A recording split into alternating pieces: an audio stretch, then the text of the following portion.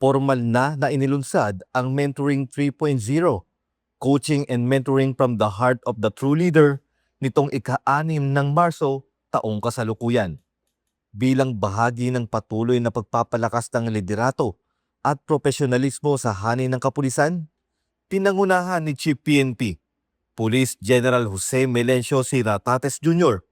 na inirepresenta ni Police Lieutenant General Bernard Banac, Deputy Chief PNP for Administration. Sa kanyang mensahe, binigyan din niya ang kahalagahan ng mahusay na paggabay, mentoring, at tamang pamumuno upang mas mapalakas ang kakayahan at integridad ng bawat membro ng organisasyon. Layunin ng Mentoring 3.0 na hubugin ang mga leader sa loob ng organisasyon sa pamamagitan ng coaching, pagbabahagi ng karanasan, at pagpapatibay ng mga pagpapahalaga na magdadala sa mas maayos at epektibong serbisyo publiko.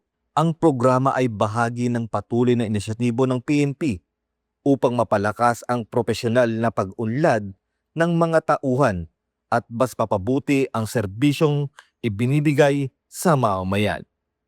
Mula dito sa tanggapan ng tagapag-ugnay ng Pambansang Pulisya, ako ang inyong Police News Network Correspondent, Patrolman Lubimir Julian, alagad ng batas, tagataguyod ng Balitang Pulis. At ito ang bagong PNP para sa bagong Pilipinas, serbisyong mabilis, tapat at nararamdaman.